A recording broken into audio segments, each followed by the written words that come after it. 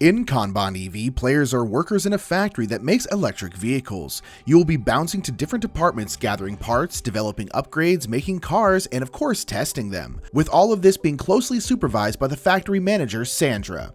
There are 5 different departments in the factory: administration, design, logistics, assembly, and research and development. Each round you will move your worker to a new department, and you are required to move. You cannot stay at the same department. Each department has 2 available spaces, each with a different amount of actions, or shifts as they're called in this game. Most placement spots have 2 or 3 shifts, but you will also have banked shifts that you can use to do more actions at that location. Though note that you can never use more than 4 shifts total. We can't have you fainting from exhaustion. Sandra won't stand for that. Speaking of Sandra, she'll be going from department to department evaluating your performance. She will start her game at her desk in administration, and every round she will move to a new department, starting in R&D, then assembly, and then ending again in administration. Sandra demands excellence, and we'll talk about what you need to do to not get a bad write-up from her in a moment. Let's talk about what you do in these departments. As stated, we're building electric vehicles, but we can't build a car until we have a design for one, so let's start in the design department. The design department has spots with 2 or 3 shifts. The first thing you may do, and every department allows you to do this, is train in that department.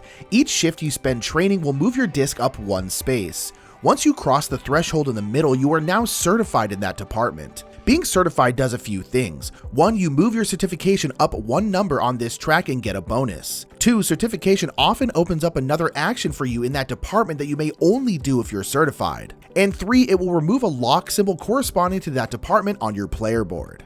If you have any homework books, you may turn those in to move your training disc up as well, but this doesn't use your shifts, so train up, it's good for you.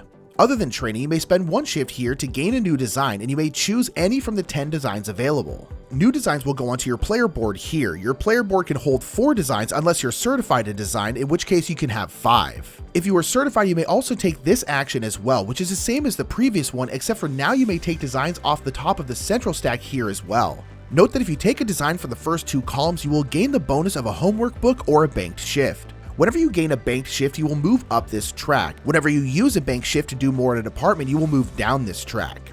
A quick note about the bonuses. There are 3 bonuses in the game: homework books, which allow you to train, banked shifts, which allow you to take more actions, and parts vouchers, which are wild and can be turned in as any car part. Note that you are not allowed to use these bonuses on the same turn that you got them, so you cannot gain a homework book and immediately use it to train in that department.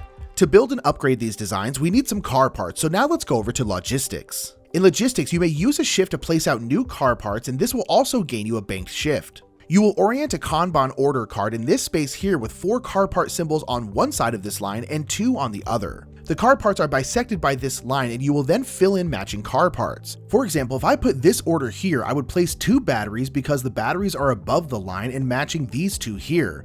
And I would place 1 drivetrain, 1 body, and 1 electronics because they are below the line and matching these. Though I would not place the blue motor part because it's on top of the line and on the bottom of the card. The next action you may do here is to spend 1 shift and pick up all of the same kind of car parts like these 3 drivetrains. If you're certified in logistics, you may gain a parts voucher and you unlock another space for car parts on your player board. Well, we've got designs and parts, so now it's time to make some cars. Let's go to assembly. At assembly, you can train or make cars. To make cars, you will spend a shift and place a car part on one of the assembly lines, which will produce that car. Producing a new car will push the others down the assembly line following these arrows. When a car gets pushed out the front, you will gain points depending on which line it came out from. And then that car is placed onto the test track behind the pace car here. Being certified in assembly doesn't give you a new action, but it does unlock the 5th garage on your player board. Well, we've made our glorious cars, but now we've got to test them by going to research and development. Other than training, you may do 2 actions here. You may upgrade designs. Your designs on your player board can be used in 2 ways. They can be made into cars, or you can upgrade that kind of car. If you upgrade the car, you will turn in the car part shown on the tile here and then flip it over and place it here and gain 2 points. You will place the car part you use on that car's upgrade spaces here and move the corresponding marker up 1 on this track. This car now has an upgraded battery, and the batteries as a whole have been upgraded once. The second action you may do is build cars that are on the test track. How many shifts it takes depends on where the car is. If it's 1 space behind the pace car, it's 1 shift to claim, and it increases by 1 for every car back it is. When you claim a car, it will move the pace car forward. That car will then go into your garage and you will discard a matching design. You will also gain the garage bonus next to it for placing it. If you have an upgraded design for that color of car, you may immediately move it to above that car to show that the upgrade has been tested. Also note that if you upgrade a design and you already have a car of that color, you immediately place it above the car. Being certified in R&D unlocks this one-time bonus, which means that once in the game when you're upgrading a design, you may move that car part twice on this track and immediately gain the points above it. The last department is administration. In this department, you only get 1 or 2 shifts, and on top of training, you may do actions in any other one department. Training in administration unlocks another space for speech bubbles, which we'll talk about in a bit. Now that we've talked about all the departments and actions, let's talk about our boss, Sandra. Sandra demands excellence, and so each round she will move to a new department and evaluate us. She will only evaluate the player who is least trained in that department, and if you do not meet her expectations, you will lose 1 point plus 1 point for every banked shift you are under 5, because you are not using your time well enough. When she's in R&D, you will need to have at least 3 upgraded designs, tested or untested, to not lose points. When she's in assembly, you must have 3 or more cars in garages. In logistics, you must have 3 or more car parts. In design, you must have 3 or more designs on your player board. And in administration, you must be certified in 3 or more departments. She's tough, but fair. Okay, now that we've gone into the majority of the game, let's talk about scoring.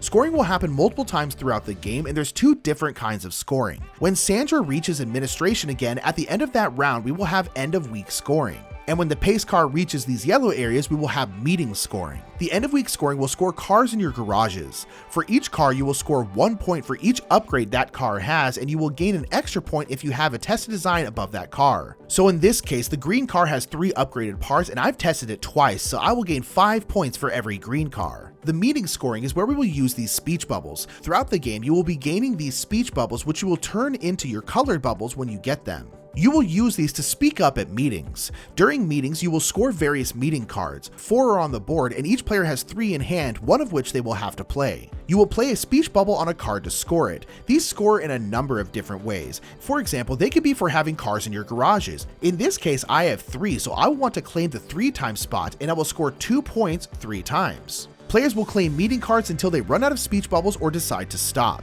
The game will end once we've had 5 in-game scoring rounds. This could be 3 meetings and 2 end-of-week scoring, or vice versa, just depends on the game. Once the endgame triggers, you will finish out that round and that last in-game scoring, and then you'll move to final scoring. Players can use leftover speech bubbles to claim end-of-game goals. You will then gain 1 point for each leftover banked shift, book, and part voucher. Each car in your garage is worth the points shown on your board here. Whoever is farthest along each training track will score points. And finally, you will score points for your tested designs, each one being worth what that part is worth on this track. And after all of that, the player with the most points will win.